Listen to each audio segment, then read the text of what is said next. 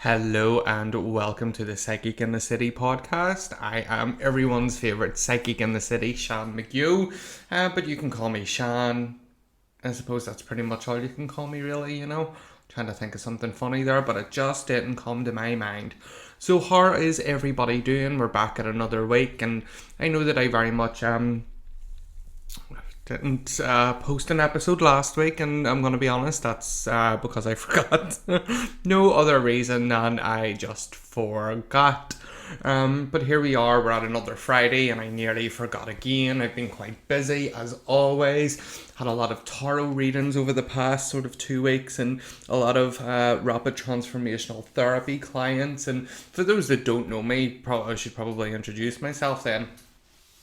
Hi, hello, how are you? My name is Sean McHugh. I am an international psychic medium, tarot reader, best-selling author, and I also do RTT, which is Rapid Transformational Therapy, and I'm getting the most fabulous results with my clients with that. It's so amazing, it really is.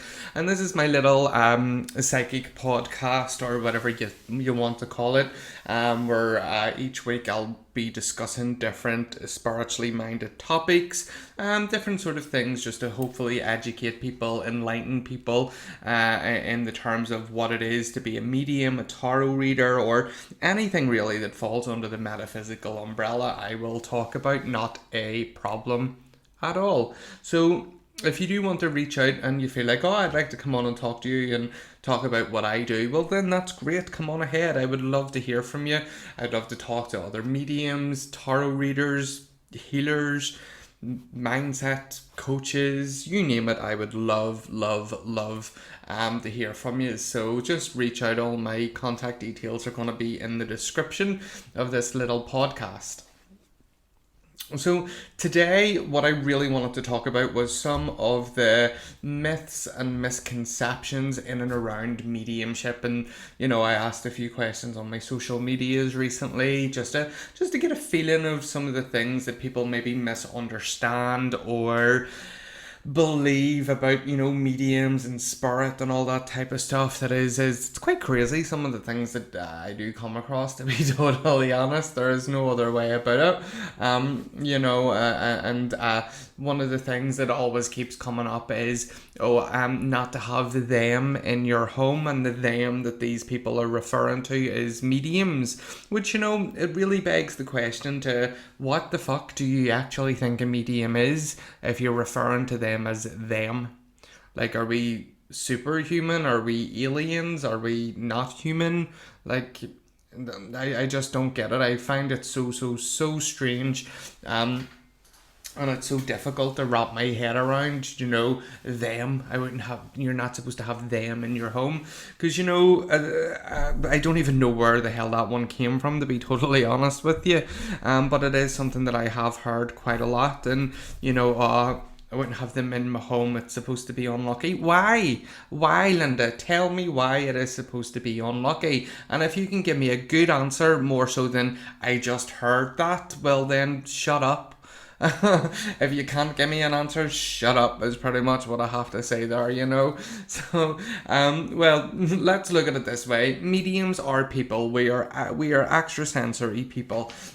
We are able to perceive and receive information with our senses that, sort of Joe Blogs can't, whenever we want to, not just constantly all the time.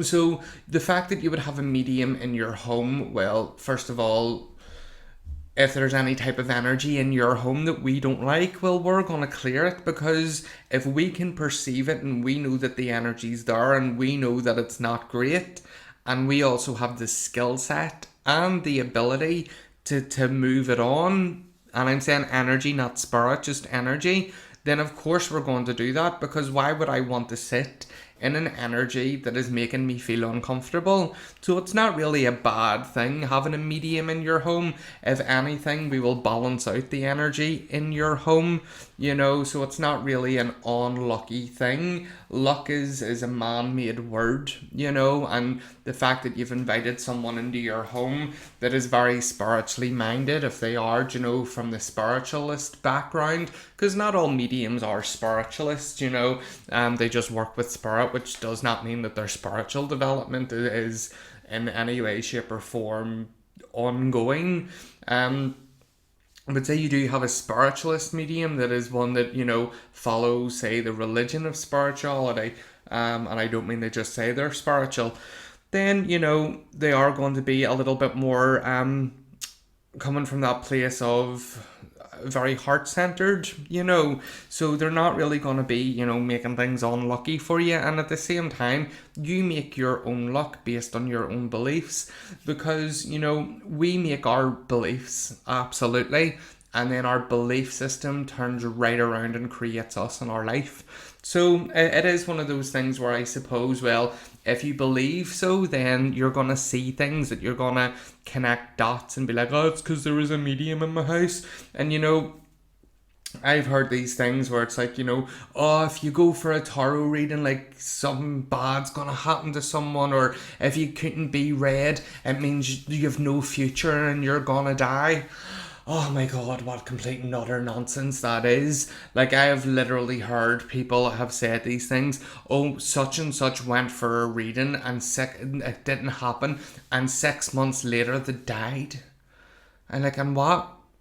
And what? Where is the connection there? Like, I don't see what you're talking about, because first of all, our future is not something that is like this object that's out there that we can go and reach and grab. Like, our future is changeable based on the actions that we take and the thoughts that we think in any sort of moment. So just because a reading didn't happen, like, there's plenty of clients that I have been unable to read, and then they go to someone else and they get a reading. So it just means there's no energetic compatibility between the reader and the client, and that's okay. Just because you don't get a reading, it doesn't make it a bad thing or mean that anything bad is going to happen. So just like, put that away.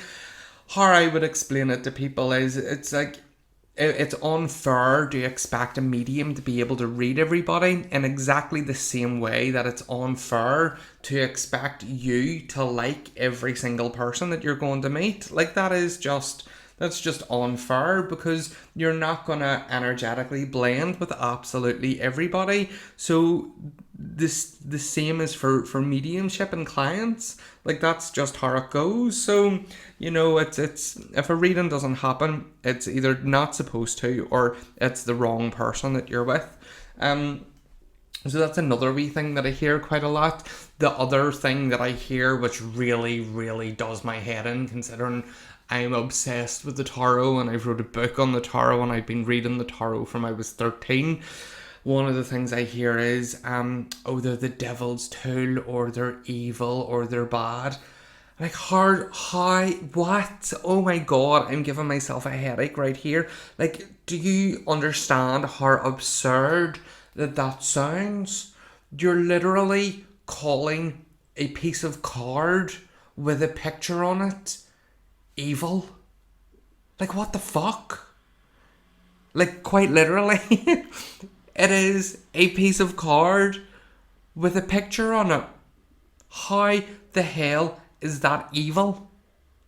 It's a piece of fucking paper. Like,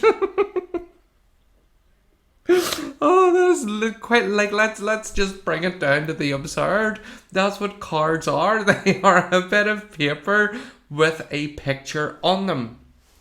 Now, let's say, but there's a card in the tarot that says death, and there's one that's called the devil, and I'm like, yeah, I know, and what?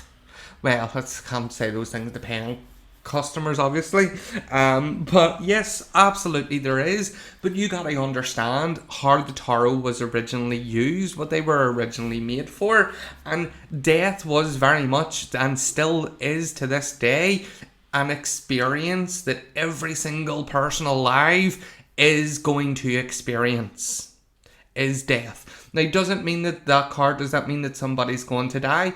Absolutely not. There's other cards that mean that, but I'll only tell you those on my training course.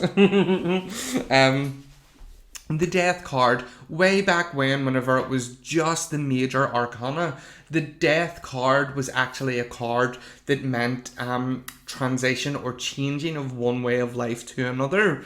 And then whenever they then moved into the devil card would have been something that would have been things like vices would probably be the best word that I can think of, or like self-destructive behavior, all those types of things. So then whenever the cards started to become more westernized hundreds of years ago, coming into Europe and beginning to change, and the order of the minor or the major arcana were changed up and new words were added to them, such as what is now known as death and the devil. Because, religion and Catholicism and all that type of stuff would have been very big. So you're looking at the devil card as being like very anti-establishment. That's what that card would have meant. Only there mightn't have necessarily been the words to articulate everything that meant, so it would have been easier to be like the devil, but the symbology was very understood by people that understood it. And then there's the likes of the death card. It doesn't mean like a physical literal death, it means like the transition, the end of one way of life into another. So those things were changed around. And if you really think that a picture can influence your life so much, then are you tattooed? If so, why? Do you have images on your computer in your home? Do you have paintings up? Then surely they're going to be able to influence you, in a negative respect. And I'm not saying that, within a tarot reading, you can't give what would be called like negative or bad information. You can, but I do feel like it's first of all down to perception of like, well, what do you think is bad information? Because I think, in a reading, it's a good thing for someone to be told like this relationship's not going to work. My perspective of that would be, well, great, thank you for letting me know. Where your perspective of that might be, oh my god, I've been told my relationship's not going to work. And it's like, yeah, no, but we're not like told that for your own good, so you're going to feel better. And so it's all down to perception. And I know I get hit an awful lot with people, very very commonly people are obsessed with death, says the medium, I know, but people will say things to me like, oh, if someone's going to die, will you tell me? And I'm like, what? No, God, no, I don't get things like that. Or people like, if someone's gonna die, like, don't tell me, I don't want to know. And I'm like, what? Who the fuck? What do you think I do? Like, honestly, the only kind of way that I get that someone's going to die in a reading is if it's like one of your family members are in hospice, because we kind of know the next step after hospice is passing. Like, that's usually it, really, I've never ever got a random out of the blue, someone's going to die belonging to you and I don't know who it is or all this type of stuff. Because first of all, if I'm working psychically and I'm working with your energy, then why would I pick that up if it's not known to you? And also, if I'm working with spirit, your spirit family, would they really want to be giving you that type of information to worry you? I doubt it. I do doubt it, which kind of leads me into another point, because you know me, I just tend to go off on big rants, which is so great having this podcast and being able to do that. But that does lead me into my next point, which I forgot. I knew I should have wrote these down. You should leave the dead where they are. You shouldn't bother them. You're disturbing them. Or that we're summoning the dead forward. Well, no, and no again on that one. So there is no summoning forward of any spirit person. What happens is a medium opens up their sensitivity, and by you booking an appointment, it's actually you that is putting a request into the spirit people, not me. It is the person that's going for the reading because your loved ones are going to know, they're going to speak to a medium who's going to go and speak to the medium and speak to their loved ones and that is here. So it's got nothing to do with us. It's all down to the client. Like, we don't disturb them. We're literally just the person in the middle. If disturbing them was an actual thing, it's the client, not the medium. The disturbance would come from booking the appointment, from going to see the medium. It's got nothing to do with us, guys. It's all you, not me. But at the same time, there is no disturbance because they're not resting over there. They're not floating on a cloud, playing a little harp, just, floating on by. And they're doing stuff. They're working. And they also want to let us know that they're there, that they're okay, and that they see what's going on with us, and that they love us so much. And, I do think it's a very, I hate hearing, you should just let the dead rest, or leave them where they are. Oh my God, why would you not want to, say hello again and to your mum, your dad, your granny, your granda, whoever it may be? Why would you not want to have that little reunion? I don't understand that. I really, really don't. Obviously, I get there's a lot of religious things that come along with that, from the likes of Christianity, where, to be fair, Christianity actually is very misunderstood, and people but my religion says that they're in heaven, and it's like, well, actually, your religion actually says that the gates of heaven will not open until the end of times. So, if you're going by your religion, what the fuck are your loved ones up to then? Because the gates of heaven aren't open yet. But that's just, the Christian thing of it. Then again, I am someone that, understands the Bible and have read it, and I'm not bashing any religion. I'm just going, I've had these arguments with people time and time again, so it's one of those things where I tend to educate myself so I don't look so ignorant. And going, yeah, but it's this. And it's like, well, no, actually, I've read it and I understand it, and this is what it is. But back to my original point. There is no annoying of the loved ones or requesting or disturbing them from some sort of floaty on a cloud type of thing. That's just the image that always comes into my mind when I hear that. They're our family, they love us, we love them, and of course we want to have a reunion with them, no matter how long that it does take, whether it be during that 30-minute appointment or whatever. That reunion, it's wanted on both sides of the veil, not just here. So I think there are a few of the sort of common things. And another one that I get quite a lot is, it's a gift from God and you shouldn't charge for it. What a load of nonsense, if ever I heard. The monetary system is what we live by in this world, and it most certainly is not a gift from God. And yes, okay, it's a gift, 100%. Just like our eyesight is a gift. I'm not saying it's not a gift, it's a curse. It's an ability that is within each and every single one of us to various degrees, and some of us are put here on this planet to be working mediums, to demonstrate the fact that there is life after death, that love continues on, and the fact that we live on a planet that has a monetary system. Well, how else are we supposed to feed ourselves? Which is a thing that a lot of people can't really answer me on that. I'm like, so am I still supposed to work to the quantity that I'm working, as well as have a full-time job, so that I can do all this work and not be paid for it? And plus it's just, it's a thing that a lot of spiritual people don't talk about, and I'm definitely not about, diet fucking spirituality. I let's talk about this real here. Money is energy at the end of the day, and no matter what walk of life it is that you're in, or what type of job it is that you're doing, you deserve to be paid for it, and you deserve to be paid cash, so that you can then do what you want to do in your life.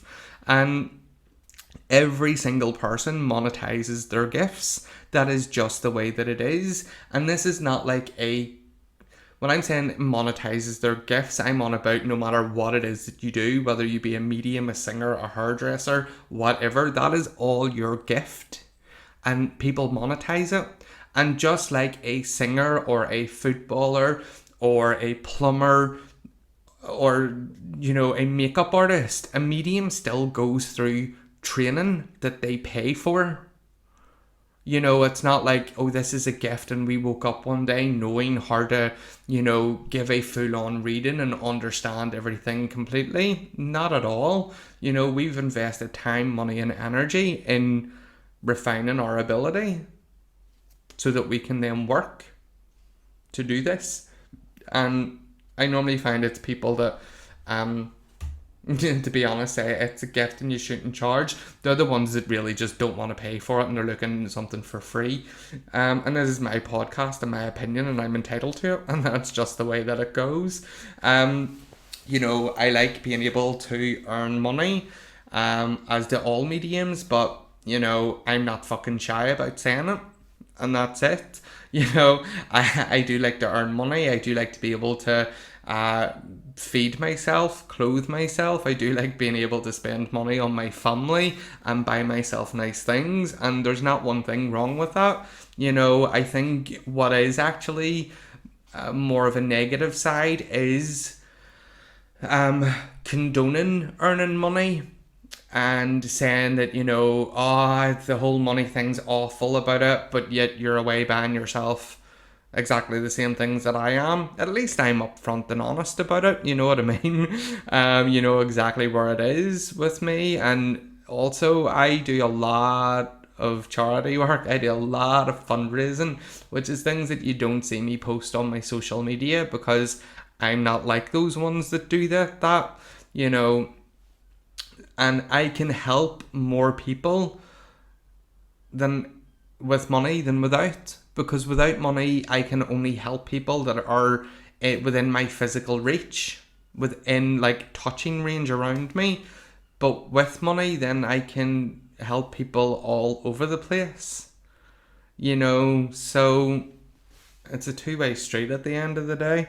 I most certainly do not buy into any of the stuff that I spoke about, because this has been something that I've been doing for such a long time. And whenever it comes down to hearing all those old wives' tales, where do they come from? They come from people that aren't educated the way that a medium is. So whenever you hear all these old wives' tales about oh, it's unlucky and this is evil or that's evil, why would you listen to those whenever you can actually go to a medium and ask them, someone that is doing the work and that is educated in it? Let's look at it this way. If you are trying to lose weight and get into shape, well, you go to a personal trainer, don't you? You don't go to someone that is overweight and has a poor diet, because they're not educated, and for the majority of it, they're not educated in weight loss. And if they are, well, they're certainly not demonstrating it, so it shows a lack of understanding. Whereas it's hearing these old wives' tales. Well, how do those people know? Because they're most certainly not demonstrating the knowledge of it. With the likes of myself, who is a working medium, I am demonstrating the knowledge that I know, and I'm helping others in their lives. So if you have a question, reach out to a medium. Absolutely. Don't be just listening to old wives' tales. You go to a professional, and that's the way that it is. Very much back to that PT analogy. So yeah, that is today's little podcast. I want to thank you all so much for listening in. Do feel free to like and share and subscribe and check out all the information in the description. I can't remember what I'm going to put in it yet, but thank you all so much. And if you do want to be a guest on my podcast, please come on, let me know, and let's have a chat. Let's come on and talk about what you do. All right, guys, have a good week. Bye.